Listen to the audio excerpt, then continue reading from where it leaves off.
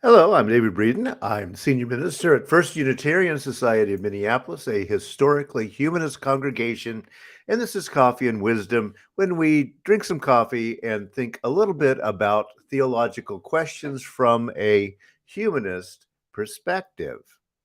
I've been reading some definitions of humanism over the past weeks, pointing out that there are lots of them and there's no centralized core that says you must do it this way. But most of them have a couple of things in common. This definition is from the American Humanist Association, that is the largest secular humanist group in the United States. They say this: humanism is a progressive philosophy of life that, without theism or other supernatural beliefs, affirms our ability and responsibility to lead ethical lives of personal fulfillment that aspire to the greater good. So you see, they're saying, okay, it's a philosophy, not a religion. There's not reference to theism or supernaturalism. And the big affirmation here is that human beings can do uh, what it takes to create a better world and a better self. Well, with that in mind, of course, I've been looking at utopias for the past few weeks. Uh, on Tuesday, I talked about St. Augustine and his book, The City of God, a very important book in terms of theology, even though he's better known for his autobiography. The City of God is really him wrestling with the idea that, well, what happens if the Roman Empire, this thing that all of us have known for centuries to be the ruling presence in the Mediterranean, what if that human structure disappears? He rethought this after the sack of Rome in 410 of the Common Era by the Visigoths, who also happened to be Christian, by the way. But Augustine's answer was, why would we want an earthly city, a Roman Empire, when we can have an empire of God, a city of God? By which he did not mean the kingdom of heaven after death. He began thinking of the city of God as right here on earth, run by human beings, and it would be called the Roman Catholic Church. That was his central idea. Well, another thinker about utopias is Sir Isaiah Berlin, 1909, 1997. He said this: utopias have their value. Nothing so wonderfully expands the imaginative horizons of human potentialities, but as guides to conduct, they can prove literally fatal.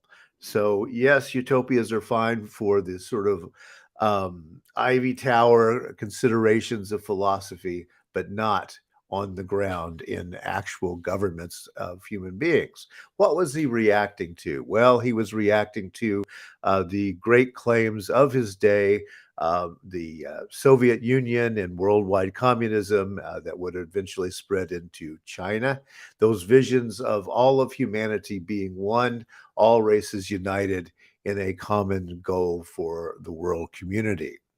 Well, that didn't work out so well. Isaiah Berlin, as a child, experienced the Russian Revolution. He was a kid in an apartment overlooking a square where it was happening in St. Petersburg. He related this childhood memory. This man was dragged down, obviously, by a crowd and was being obviously taken to a not very agreeable fate. And I saw this man struggling in the middle of a crowd of about 20. That gave me a permanent horror of violence, which has remained with me for the rest of my life. So his experience as a kid in the beginnings of the Bolshevik Revolution convinced him that revolution is not the way to create a better human government. He was culturally Jewish, and the family decided they'd better get out of the forming Soviet Union, moved to Great Britain, where Isaiah Berlin lived for the rest of his life. He wrote this: liberty is liberty, not equality or fairness or justice or human happiness or a quiet conscience. Now, what does he mean by that? Well, he's trying to be very specific about what these words mean, that we often have this kind of uh, uh, golden whip in our minds of what democracy and liberty is all about. No, stop that. Start defining your terms. Liberty is only liberty. It does not imply equality. It does not imply fairness. It does not imply justice or human happiness or a quiet conscience. It's only liberty. And this is kind of the key to the thinking that Isaiah Berlin is going to be doing. Now, Berlin's realist assessment of human nature might remind you of Reinhold Niebuhr, that I've spent quite a bit of time on in Coffee and Wisdom. Reinhold Niebuhr was an important mainline Protestant minister at roughly the same time as Isaiah Berlin was working.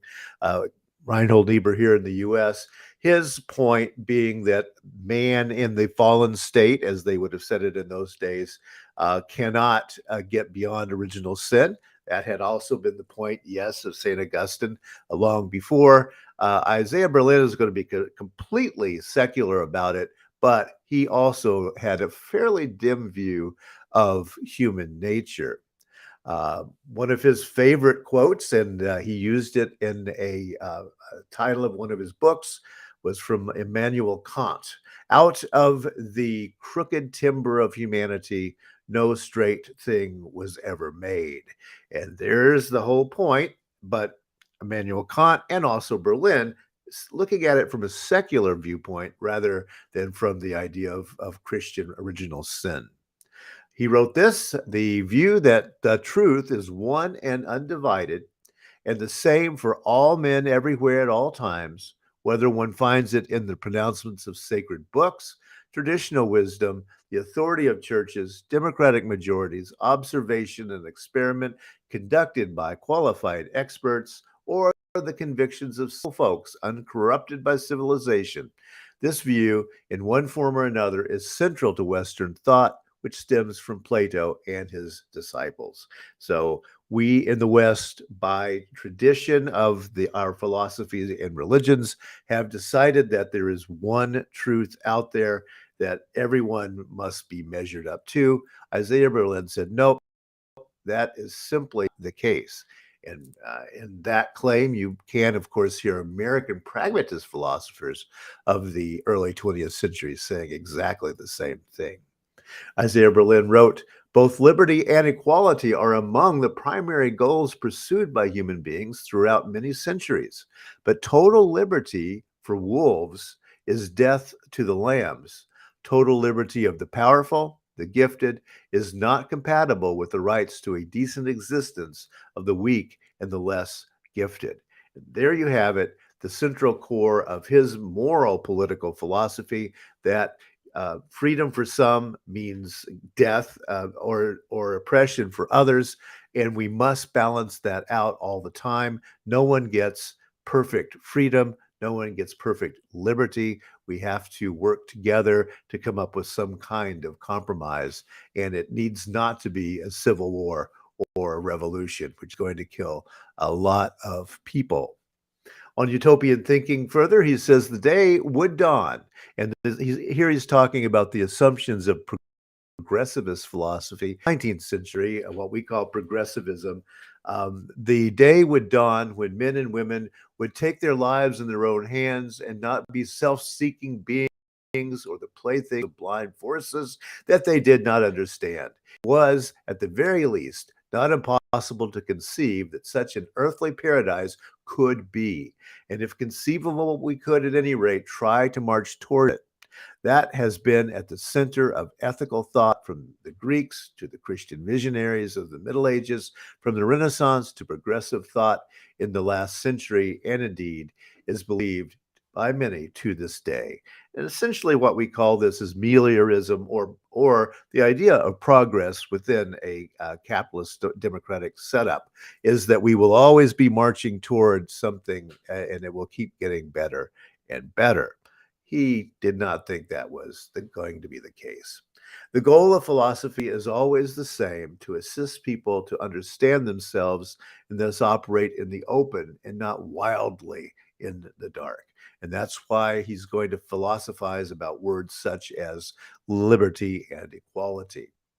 He also wrote, but to manipulate men, to propel them toward goals which you, the social reformers, see, but they may not, is to deny their human essence, to treat them as objects without wills of their own, and therefore to degrade them. And again, this is the idea of the wolves and the sheep, protecting the ideas and the rights of people both on left and right, in terms of their assumptions.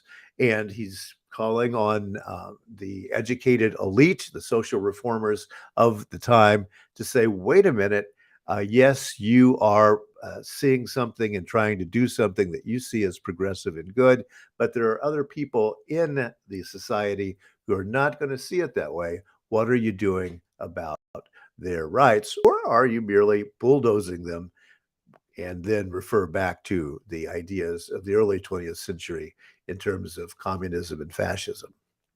And again, his most famous quote is, freedom for the wolves has often meant death to the sheep. So you can't have perfect freedom. You can't have perfect liberty. You can't have perfect democracy. You have to all the time work between one good on this side, another good on this side. There's nothing bad about them. They're both goods. How are you going to reconcile them when they don't agree with each other?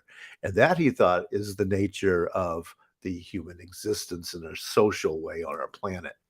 He wrote, the fundamental sense of freedom is freedom from chains, from imprisonment, from enslavement by others. The rest is extension of this sense, or else it's metaphor. So we must define those words very carefully, that we are going to pull out of this idea that everyone should be born free. What does that really mean? We need to look at the terms, we need to define our terms, and then perhaps we can get a little closer to not the ideal, but at least works practically for everyone. And so, to finish up with utopia, yes, utopia is a word from Greek based on not and topos, place, but it also alluded to a sound that sounded exactly like that u, which meant good. So it's a good place that does not exist, was the way that the word was originally constructed by Sir Thomas More. What finally are we to think of utopian thinking? Well, it is one way human beings turn the is that we live in today into the ought, and thereby create a new is. And that does seem to be the case. It has worked sometimes. It's a slow process, turn what is in reality today into something that we ought to be doing. Slow, it's political, but Isaiah Berlin would the only way to do it if you don't want killing in the streets. Utopias. There you go. Thanks for joining me. And this is Coffee and Wisdom. We do a live chat on Zoom on Fridays at 9 a.m. Central Time. If you would like that Zoom link, email me, minister@firstunitarian.org. And thanks so very much for listening. I'll see you on Friday or perhaps next Tuesday.